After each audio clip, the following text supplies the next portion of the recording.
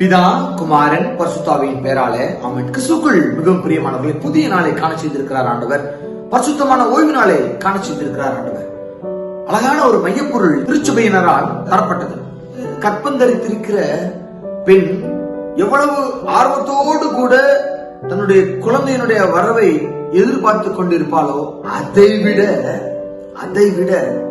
ஆண்டவருடைய வரவை எதிர்பார்த்து கொண்டிருப்பவர்களே பாக்கியசாலிகள் என்று சொல்லி அழகாக குறிப்பிடப்பட்டிருக்கிறது.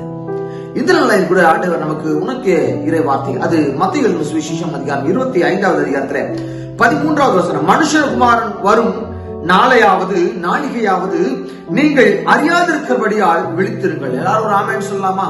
ஆமென். விழித்திருக்க வேண்டும். கிறிஸ்துவுக்குள் மிகவும் பிரியமானவர்களே, விழித்திருங்கள். நான் விழித்திருக்கிறேன், ஆனால் என்னும் ஆயத்தம் இல்லை என்று சொன்னால் நான் ஆண்டவருடைய அழைப்புக்குள்ளாக நான் செல்ல முடியாது. நான் விழித்தும் இருக்க வேண்டும், ஆயத்தத்தோடும் கூட இருக்க வேண்டும். அந்த ஆயத்தம்ங்கிற வார்த்தை ரொம்ப இம்பார்ட்டன்ட். ஒரு எக்ஸாம் எழுத போகிறோம், எவ்வளவு ப்ரிப்பரேஷன். ஒரு 12th எக்ஸாம் எழுதுறோம்னா எவ்வளவு ப்ரிப்பரேஷனோட போய் எழுதுறோம். ஒரு என்ட்ரன்ஸ் எக்ஸாம் எழுதுறோம்னா எவ்வளவு ப்ரிப்பரேஷனோட போய் எழுதுறோம். ஒரு டாக்டர் எக்ஸாம் எழுதுறோம், இன்ஜினியர் எக்ஸாம் எழுதுறோம், எந்த எக்ஸாம் எழுதினாலும் ப்ரிப்பரேஷன் இல்லாம எழுத போறதே கிடையாது. படிக்காத பையன் கூட என்ன செய்வான், கடைசி நேரத்தில் எடுத்து புக் எடுத்து அப்படி படிச்சுக்கிட்டா இருப்பேன். ஒரு ஆயத்தம், ஒரு சாதாரண உலக பிரகாரமான ஒரு தேர்வுக்கே அவ்வளவு ஆயத்தம் என்று சொல்லி சொன்னால், என் வாழ்க்கை அது பரிசுத்தமாக்கப்பட வேண்டும், என் வாழ்க்கை அது ஆண்டவருக்கு அர்ப்பணிக்கப்பட வேண்டும். அப்பேற்பட்ட வாழ்க்கை அது எவ்வளவு ஆயத்தம் உள்ளதாக இருக்க வேண்டும்.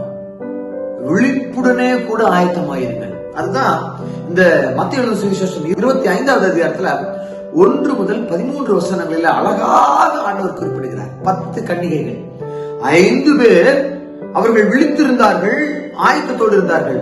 5 பேர் ஆயத்தம் இல்லாமல் இருந்தார்கள்.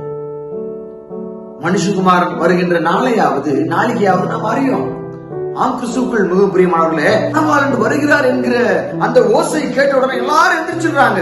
அப்பொழுது அந்த கன்னிகள் எல்லாரும் எழுந்து தங்கள் தீவர்த்திகளை ஆயத்தப்படுத்தினாங்க. விழித்தும் இருக்க வேண்டும், ஆயத்தமாக இருக்க வேண்டும். சிந்திக்க அழைக்கப்படுகிற கிறிஸ்துவுக்குள் மிகவும் பிரியமானவர்களே, ஆண்டவர் சொன்னதா வார்த்தை, அழகான வார்த்தை, விழித்திருங்கள். ஏன் விழித்திருங்கள் சொல்லி சொல்றாரு? நான் விழித்திருக்கின்ற பொழுது என்னுடைய ஆவி, ஆத்மா, சரீரம் எல்லாம் ரெடியா இருக்கும். நான் தூங்கிட்டு மறுபடியும் நான் எந்திரிச்சு ரெடியாகிறதுக்குள்ள, நான் ஆயத்தத்தோட காத்திருந்தேன்னா நான் ஓடிடுவேன்.